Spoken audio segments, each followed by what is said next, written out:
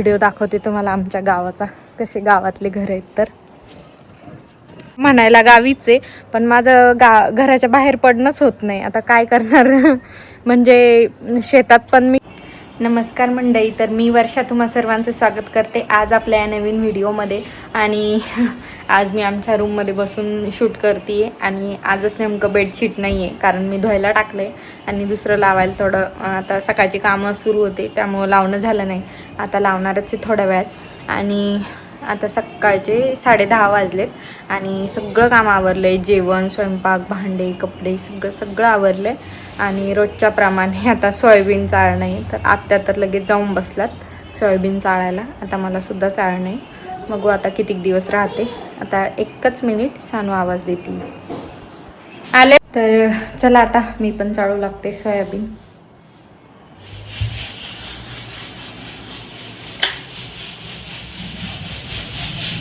एवढे पोते सोयाबीन चाळून ठेवली आहे आम्ही आणि अजून हे एक पोतं भरणं आहे. तर हे 3 झालेत. आता बघू किती दिवस लागते अजून.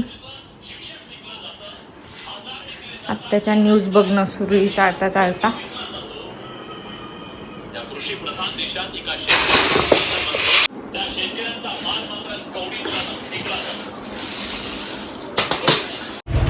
आता आमची सोयाबीन चाळणं सुरूच होती, पण अचानक सगळे निघालेत आता बाहेर गावी. तर कुठेतरी पाहुण्यांच्या घरी जायचं आहे थोड्या वेळासाठी. तर सगळे चाललेत आणि त्यांच्यासोबत सानू पण चालली. हो ना, मला सोडून.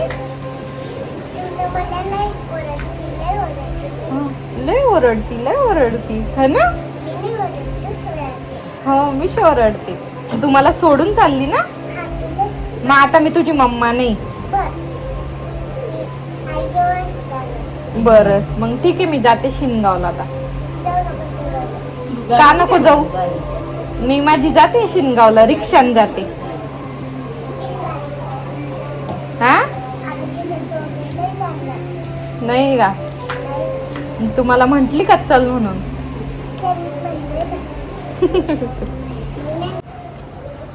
सानू ना तुम बाजूलो.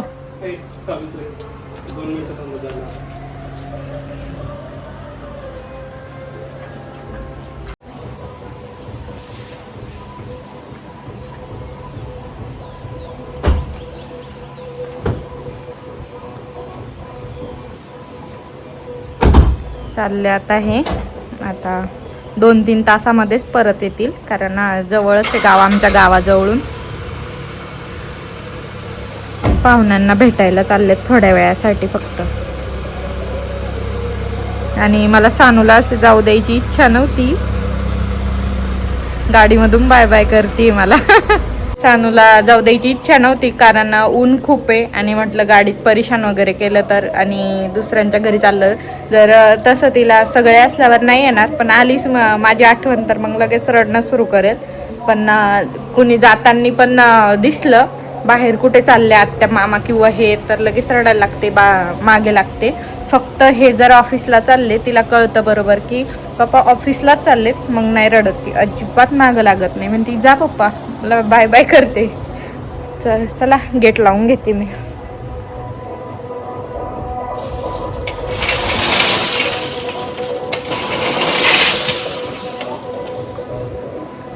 भयंकर अशी गरमी आहे. आता हे तर गेलेत, पण मला चाळणंच आहे सोयाबीन. हे बघा आमची चाळणं सुरू होती आता. आणि इकडे मस्त कूलर सुरू आहे, तरी पण एवढं थंडगार नाही वाटत आहे. तर चला चाळून घेते मी आता. तर आता संध्याकाळच्या वेळेला ना मी आमच्या गच्चीवर आली आहे आणि मला खूप असं म्हणजे आपण म्हणतो ना, एवढी गरमी होत होती भयंकर की मला असं खाली असं राहावंसंच वाटत नव्हतं. म्हटलं खूप छान हवासुद्धा सुटलेली आहे, पण खाली खूप असे गरम हवा येते. तर म्हटलं थोडंसं वरती यावं. आणि हे बघा इकडे मस्त सूर्य मावळायला गेलाय, किती छान दृश्य आहे. तर म्हटलं थोडंसं मोकळंसुद्धा वाटेल 5 ते 10 मिनटं थांबलं तर. आणि हवा तर एवढी छान सुरू आहे वरती, तर मला तर भारी वाटतं. आणि आमच्या खाली तिथं हॉलच्या समोरच्या भिंतीला ती नेट लावलेली आहे ना ग्रीन कलरची, त्यामुळे ना पूर्ण हवा कोणते एवढं काही वाटत नाही आमच्या गेटच्या आत. म्हणून म्हटलं थोडंसं वरती यावं. आणि हरभरे आणि तांदूळ वाळू घातलेले, तर त्यालासुद्धा थोडा हात द्यायचा होता. तर म्हटलं चला थोडंसं फ्रेश वाटेल आणि थोडंसं वेगळं वातावरण बघितलं. तसं मी आता म्हणायला गावीच आहे, पण माझं घराच्या बाहेर पडणंच होत नाही. आता काय करणार म्हणजे शेतात पण मी किती दिवसाची म्हणते की मी शेतात जाईल, पण माझं जाणंच होत नाही. आणि एकतर दुपारी वेळ मिळतो, एखाद्या वेळेस दुपारी जावं म्हटलं तर दुपारी भरपूर ऊन राहतं, म्हणजे घराच्या बाहेरच निघायची इच्छा होत नाही.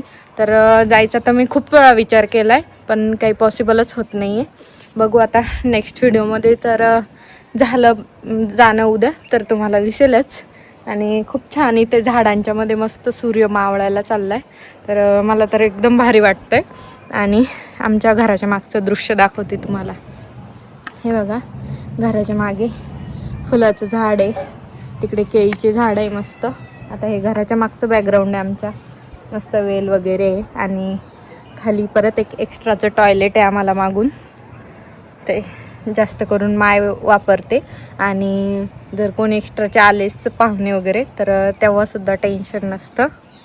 तर भारी वाटत आहे मला. तर मी तर हरभरे सुकवायला आले होते, तर 2 मिनटं थांबले फक्त गच्चीवर. आमच्या गच्चीवर खूप मोकळी हवा लागते, कारण बाकीचे घरं थोडे खाली खाली आहे. आणि विशेष म्हणजे इकडून डायरेक्ट शेतच आहे. पलीकडे सगळे हे 2-4 घरं सोडले की शेतच आहे, आणि इकडे सुद्धा 2-4 घरं सोडले की शेतच आहे. आता त्या घराच्या मागे ना पूर्ण शेती आहे. आणि पावसाळ्यात तर एवढं छान वातावरण होतं ना की कोणी इमॅजिनसुद्धा करणार नाही. खूप छान वातावरण होतं. आणि त्यांनी आमच्या टाक्यांवर ना उन्हाने खराब होतील टाक्याचे झाकणं म्हणून अशी नेट बांधलेली आहे. तरी पण कारण ऊनच तेवढं तापतं आहे ना, तर त्याने झाकणं खराब होणार नाही. तर खूप छान हवा सुटलेली आहे. पण आता स्वयंपाकाची वेळ झाली आहे, आणि आज फायनली माझं ते सोयाबीन चाळायचं काम आमचं झालेलं आहे. आता मला काही टेन्शनच नाही आहे सोयाबीन चाळायचं. मी तर खूप वैतागली होती सोयाबीन चाळू, पण आता काय करणार, चाळावं तर लागली, कारण बी तयार करावं लागतं. तर चला एक व्हिडिओ दाखवते तुम्हाला आमच्या गावाचा, कसे गावातले घर आहेत. तर हे बघा, हे असे माडीचे घरं असतात. समजा जे कोणी गावाकडे राहत नाही त्यांच्यासाठी सांगते. आता जे गावाकडचेच माझे ब्लॉग बघताय त्यांना काही विशेष वाटणार नाही, म्हणतील हे काय दाखवते. पण हे असे माडीचे घरं दाखवतात, असे खोपीसारखे राहतात छान असं. आणि काही खूप छान घरं बांधलेली आहे. आता ही जुनी आहे, पण इथे लोक राहत नाही. आता लोक दुसरं घर छान बांधून तिकडे राहायला गेलेत, पण ते तसंच पडलेलं आहे. तर आमच्या गावात पण बऱ्यापैकी खूप छान घरं बांधलेली लोकांनी. तर आता एकदम भारी व्ह्यू दिसतोय सूर्याचा, मस्त वरती आलाय दोन्ही झाडांच्या मध्ये. तर हे तांदूळ वगैरे वाळू घातलेले आता तांदळाचे पापड करण्यासाठी. बघू आता कधी रेडी होते. चला आता मी खाली जाते आणि स्वयंपाकाला लागते.